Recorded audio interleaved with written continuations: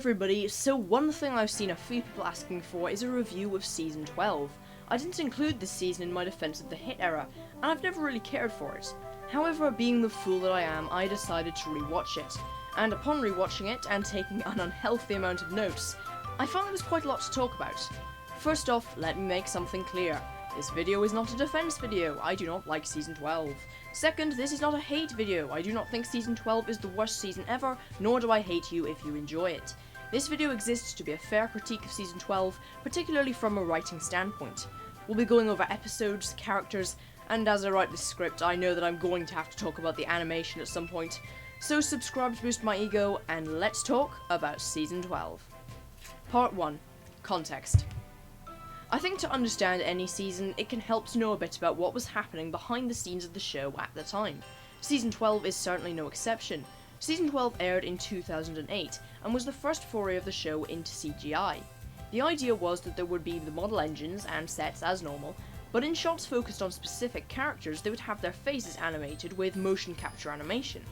There were originally going to be more seasons like this, but due to the season's relative unsuccess, if that's a word, and low budgets, there were never more produced, and the next season was fully CGI.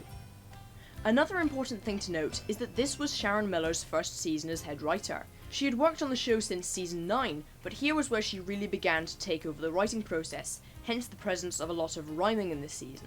This season was also the first to have 20 episodes, as opposed to the 26 that was somewhat standard by now. Some of these episodes were decent, but quite a good few fell short of that mark. Speaking of which, Part 2. Episodes. This is the main part of the video, and the part that took longest to make. Here I'm going to go over every single Season 12 episode, and highlight what it did right, and what it could have done better. I'll also be giving each episode a mark out of 10. Do note that all scores are by Season 12 standards. A 9 out of 10 episode might still be poor when compared to a classic episode. The scores are all relative, if you get my meaning. This took me absolutely ages to do, so please consider liking the video while you're here. If this video hits 600 likes, I might do something similar with Seasons 6 and 7, which are other periods of the show's history I'd like to talk about. So without further ado, let's start with Thomas and the Billboard.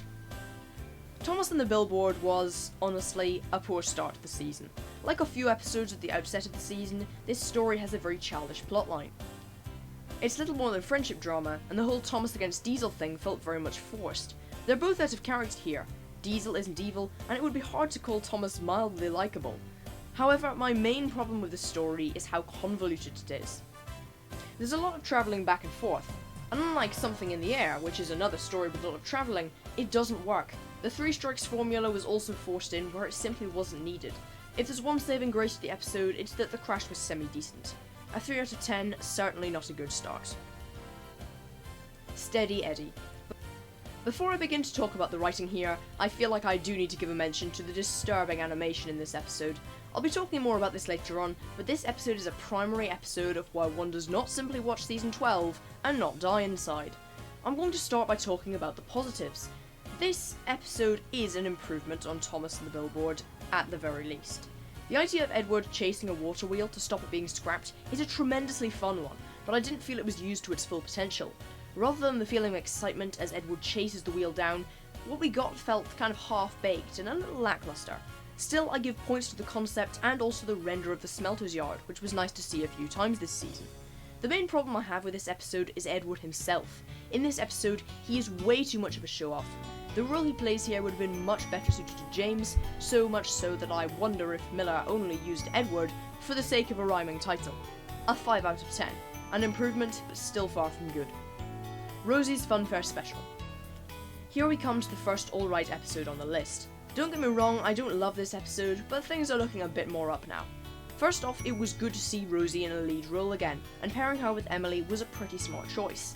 I think they have good dynamic, and it's nice to have a girl power episode in this season as well. This is how female characters should be done, Mattel. You don't need to shove them down our throats and make them boring. Use what female characters you have well. The episode does contradict itself on Rosie's personality a couple of times, saying, for example, that she enjoys pulling anything, and then subsequently having her be sad about having to be a back engine.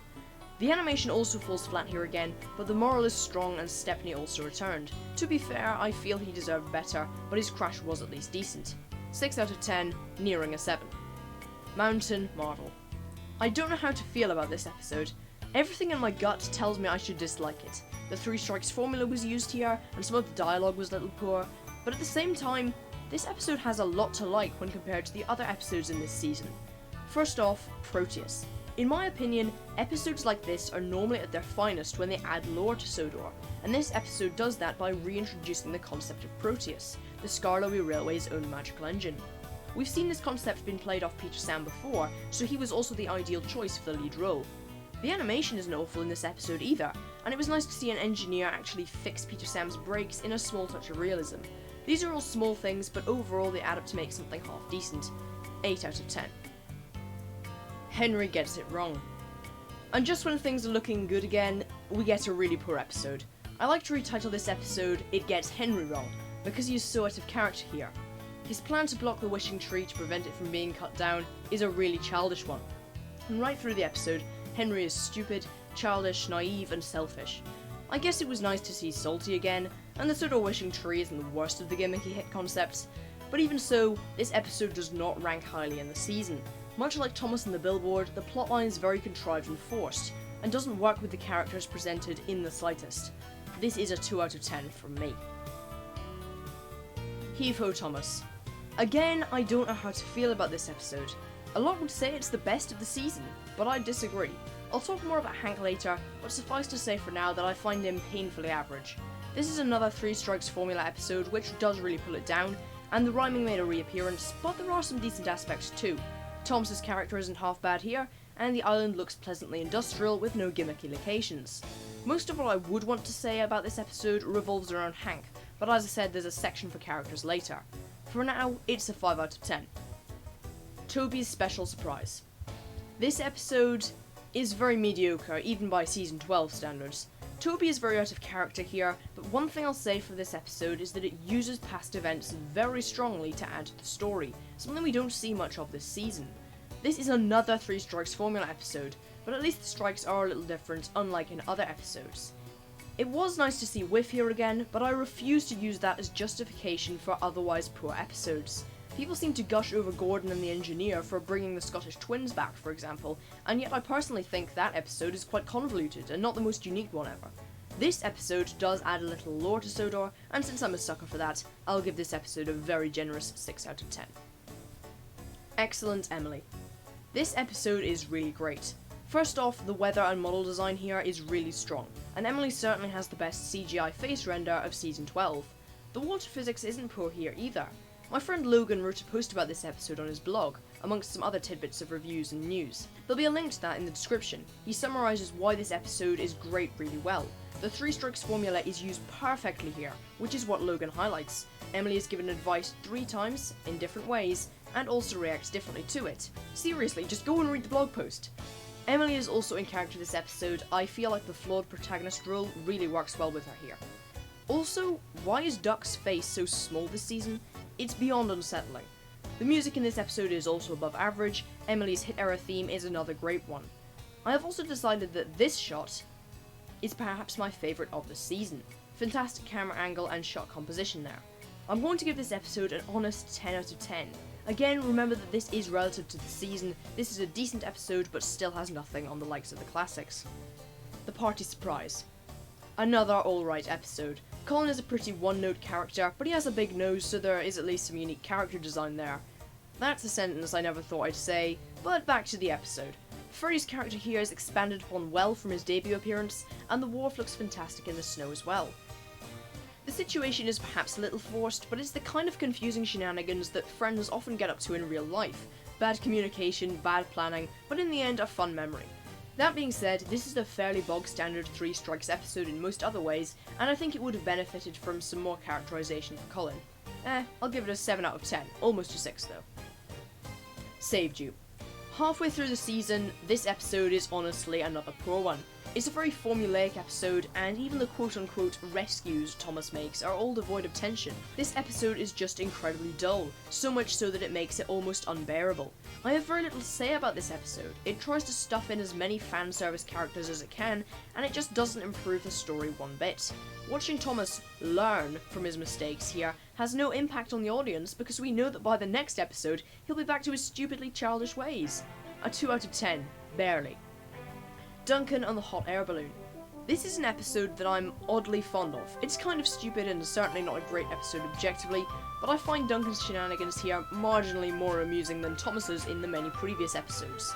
There's somewhat of a callback to the red balloon from season 6 here, and although the whole episode is stupid, it's perhaps more self-aware than the likes of Up, Up and Away. Duncan did break the balloon on purpose, and although his plot isn't particularly mischievous, this does show he still has a rebel streak from the classic seasons. The 3 strikes here are also a little more creative than we've seen so far. I don't like this episode by a long shot, but it's still strangely fun, and I'm going to give it a 4 out of 10. James works it out. This episode honestly feels out of season 11. Much like Excellent Emily, it is far from perfect, but it used the perfect characters for this situation. James and Hector are a very unique pairing, and this is a landmark episode since it's one of the only times the hit era followed up on a character arc, in this case Hector's. The snow effects look decent, and the set design, much like in Heave Ho Thomas, looks pleasantly industrial. It was also nice to see Great Waterton and Stanley. Personally, I feel this season could have expanded upon them better, but even that they thought to include more continuity counts. We weren't that bothered with the likes of the suspension bridge, which never appeared outside Calling All Engines in season 9. I really like this episode. James's development here doesn't seem too forced, and it's an all-round decent episode. 9 out of 10. Tram Trouble. I hate this episode. I hate it because it had so much freaking potential. Flora is the most annoying character because unlike Colin or Jeremy or something, there was so much the team at HIT could do with her. She's the first tram engine on Sodor other than Toby, for goodness sake. There was so much dynamic there with Toby, Mavis and Thomas. They even have the audacity to reference the significance of her being a tram in the freaking episode, and yet they don't follow up on it whatsoever in a stupid 3 Strikes Formula episode, which is just so boring and I hate it. Flora and the coach have fantastic design, and it makes sense to use them at Great Waterton, but they just don't expand on it, and it's so annoying. I give this episode a 1 out of 10, the lowest rating so far. If they had used this episode to its full potential, this could have been straight out of season 7. But no, that's too much effort. Don't go back. I mentioned this episode in passing in one of my latest videos, where I talked about the action sequences of Classic Thomas. I used this episode as an example of when the formula that made Classic Crash's work isn't followed, and frankly, this episode suffers from the same issues throughout it. It's a very boring, generic rivalry story between Thomas and Diesel. I don't hate this episode, I just find it to be incredibly dull and mediocre. This episode is dull even by season 12 standards, and drags for what seems to be more like half an hour than 8 minutes. This gets a 3 out of 10 for me for being a pain to get through. Speaking of which, I watched through all of season 12 to get this video done, and at some points it was quite a chore, so if you could subscribe that would be massively appreciated. My 2000 subscriber special is coming out next week, and it's going to be a blast. Anyway, back to the video. Gordon takes a shortcut. This episode is an interesting one. It starts strongly, the premise almost feels like a Railway series story, and Stanley and Gordon is an interesting pairing to be fair. Gordon's idea is a little less childish than many in the season, and the sets here actually look pretty decent. However, this episode devolves into a very bog-standard 3 Strikes Formula one. We do see more fan service characters here, but they aren't shoved down our throats too much. The fact that Gordon has to shelve his pride and ask Ben for help of all engines is quite startling given their history, but I like it. The ending doesn't feel too forced either. I'll give this episode a fair 8 out of 10. The Man in the Hills. Much like Tram Trouble, this episode has massive missed potential. The idea of the Man in the Hills is a perfect one. It's realistic, we see these kind of carvings in real life, and the Skarloey Railway, already steeped in lore, is the perfect location for it. What I hate is the fact that this episode is perhaps one of the worst 3 Strikes Formula episodes in the entirety of the season. Thomas is so blindingly stupid here, and I really do hate it. This episode is a perfect example of how the writing in the show was devolving at this point. In the earlier hit seasons, there were plenty of fantastic concepts. Some were done well, some weren't. Then, around season 12, we see a few pretty good concepts, and yet they are used to nowhere near their full potential. Hank, Flora, and the Man in the Hills. And of course, after this point, we get the mind-numbing Sharon Miller era, where there are no good concepts whatsoever. The Man in the Hills has been used far more effectively by the likes of Enterprising Engines 93 than it was ever used by the season 12 writers. A 3 out of 10 with all 3 points being for concept. Thomas puts the brakes on. This episode is quite generic. There are a few golden moments in it though. The shot at the beginning of Rocky and the bridge is beautiful for some reason, and I have no clue why. Thomas going bug-eyed was also quite funny, I must admit. However, I really hate the way the action sequence was handled. Thomas comes racing towards the incomplete bridge, workmen are waving frantically, it's all very serious. And then we get the freaking slow motion treatment, of course we do. Thanks, Hit, that made the scene so intense. Thomas is in no danger at all, until suddenly his flatbed crashes into him. Finally, you might think, a proper crash where Thomas falls off the bridge. But no, the flatbed moves him 2 centimeters and the stone only falls into the river. Why can't we have some proper action? Is it too much to ask? Other than that abysmal failure of a sequence, the rest of the episode is Thomas learning to ask for help, like he has been for the entire season so far. This episode seems to be one of the more popular ones, and I can't fathom why. Another 3 out of 10. Percy and the Bandstand. This episode is decent, actually. Far from perfect once again, but it's at least a little different. One thing that occurred to me when rewatching this season is how little we actually see of Percy, so it was nice to see him here in his first lead role of the season. Jack and Alfie were also welcome returnees, and the general situation was kind of funny. It was done with the 3 strikes formula, which I certainly don't like, but even Lady Hat was fun to watch because we hardly even see her in a lead role. The whole surprise party thing can lead to some interesting storylines, and this was one of them. I don't have much else to say, I feel that this deserves a somewhat generous 7 out of 10. Push Me, Pull You. I hate this episode. Just like Tram Trouble, I really hate this episode. I hate how selfish Skarloey is, I hate how gimmicky the entire thing is, and I came to the conclusion while watching it that it may very well be my least favourite model series episode.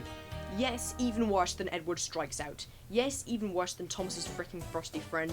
And yes, even worse than that thing. The CGI is awful here as well, and I also hate the fact that this was the send-off to the Skarloey Railway until Season 16 and Blue Mountain Mystery. If you're going to send off the Skarloey Railway well, use a good episode like Duncan and the Old Mine, or even, dare I say it, Mountain Marvel. This episode is an abomination and nothing else. I give this the only 0 out of 10 of the season. There is nothing good I can say about it at all. Best Friends. Finally, the end of this season. To be fair, this episode is a good way to send off the model series, even the Skarloey Railway didn't get as lucky. We see some great dynamic here between Thomas and Percy. Now, although the situation is very childish, I want to offer an explanation for that. This is just a headcanon, but in my mind, the events of this episode take place between Season 1 and 2 of the show. Of course, you have to take out Neville and Great Waterton, etc., but the childishness of the characters here plays quite well into how childish they were back then, arguing over the best colour for an engine and all that. I think this story would serve really well as the story of how they first became friends on the branch line, which was something I sorely missed from Classic Thomas. Although this episode does use the 3 strikes formula, I will put it down to being used somewhat well. There's variation in the 3 strikes, and each one does at least build up until the moment when Percy feels betrayed. This moment is actually kind of well written, and it makes the ending somewhat satisfying as well. I'll give this a 9 out of 10. Now I know that you will all want me to shortlist my favourite episodes, like I did in my Hit Defense video, so let's do that now. For my top 5 episodes of the season, in no particular order, I chose Mountain Marvel, Excellent Emily, James Works It Out, Gordon Takes a Shortcut, and Best Friends.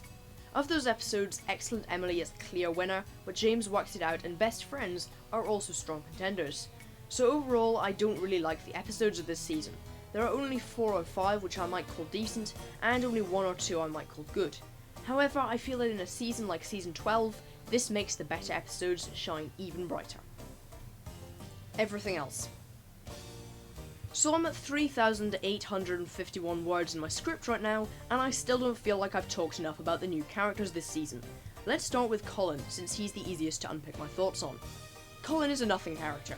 He has nothing to him other than a big nose, and in my opinion, the floorboards in Percy's Promise beat him on the interesting character front. See my community tab for a poll on which one is better. His debut episode was okay, but it was Freddy rather than Colin that made it just about bearable. Colin's just a green crane who works at the wharf, spoiling its beautiful appearance somewhat, I might add. There's nothing more to say, because there's nothing to him. Flora is a missed potential character. She has a fantastic design, unlike Colin, and her coach's design is icing on the cake. And although I'm going to spare you from the rants I had last time, Flora had such massive potential, and it's a crime that the team at Hit didn't follow up on it. Flora isn't a bad character, but she never had the chance to be one. Seriously, I swear if she had been brought onto the Steam team instead of Nia in Wubba, that would have been insane. Flora's potential is so obvious that understanding how it was missed is harder for me to comprehend than quantum physics or Bolcom's politics. Hank is the character I have the most to say about. First off, he should have been in the Great Race, no question. Secondly, I don't know what to make of him. I think he's a really interesting character with a strong foundation to work off, but he falls flat, just like many other hit characters, because he wasn't used enough. He has a very unique design, and on the whole I like it, other than his cowcatcher, which looks way too plastic. Hey, he has a cowcatcher! Again, that's more potential dynamic with the likes of Toby and Mavis. Hank is also very much a character from my childhood. I remember watching his debut episode and attempting to recreate it with all my plastic Thomas odds and ends. Hank could have been a real first for Thomas, if he was used right. This is the same problem we have with Flora. Admittedly, Hank does have some personality, but it's still very limited. I do like to think of him as a precursor to Hero, who is undoubtedly a stronger character, so maybe he wasn't completely wasted. We come to it at last, the CGI this season. Oh, it's awful. There are some characters that were actually done well, most noticeably Emily and James. The actual idea of using models with CGI faces, aided with motion capture, is a really good one. It would have cut the costs on the show, allowing more money to be put into set design, music composition, or whatever. I feel that the CGI this season was probably made by very inexperienced individuals who didn't really understand how CGI worked. Particularly if the technical team had been working on models for the last however many years, it must have been quite a shock to need to incorporate this new style into the show. Now I do want to make some original stories on this channel, and although I'm going to start small, this is the kind of thing I might want to eventually build up to. Models with animated faces. Plenty of other YouTubers have, ironically, done a better job of this than Season 12 ever did. Some of the worst offenders here in terms of poorly animated faces include Edward, Scarloey, Rosie, and Thomas. I was personally surprised at just how badly he was animated this season. You would have thought that as the main character, they'd have put a lot of effort into his facial design. But no, why bother? Interestingly, on the set design front, Season 12 didn't actually have too many gimmicky locations. There were a few, like the puppet show for example, but we also saw a lot of industrial locations. The smelters appeared a few times, we saw lumber mills and repair yards, and that is at least something I should mention. It was nice to see Great Waterton again, but I felt as if it was just used as a stand-in for Knapford, and there was more story potential there than what they did with it. One last thing I want to talk about is the music. Season 12 didn't introduce really any new themes, but there's actually a small problem with how the music works in the episodes. The music in the episodes are often just the same theme played over and over again, with long periods of silence in between. Now there are some exceptions of course, but for the most part there is no variation whatsoever from the most standard of the new series themes. This was something I only realised once I had seen a few episodes. In addition, some of the gestures made by the music seem very lazy, often reusing themes for different characters. For example, Stanley's theme was reused for Hank, an Indian of a different nationality. We could have had some really nice soft American folk music for Hank. We've seen the Brenner era music experiment with different styles. I don't see how big of a leap it would be to ask for it here as well. Wow, we have covered a lot. So what are my overarching thoughts on this season? It's not the worst season of the entire show, but it's pretty easily the worst of the model seasons. It suffered mostly from the writing and the CGI, but there were a few other factors in production that didn't really help it. It overused the Three Strikes formula massively, and the characters and plots were very childish. However, there were some pretty good episodes in the mix, where we saw unique pairings such as James and Hector, or Gordon and Stanley. Some lore was also added to Soto's world, and we saw the continuation of Peter Sam's Proteus arc as well. On the whole, I don't like this season, but I'd encourage you to watch the episodes I've highlighted as being the better ones of the season. It might not be as bad as you think. This video took many days to prepare, so if you've gotten this far and still aren't subscribed, I would greatly appreciate you doing so now. My 2,000 subscriber special is coming up next week, and all I'll say now is that Thomas had better hope that the odds are in his favour. So thanks again, and until the next time, have a good one.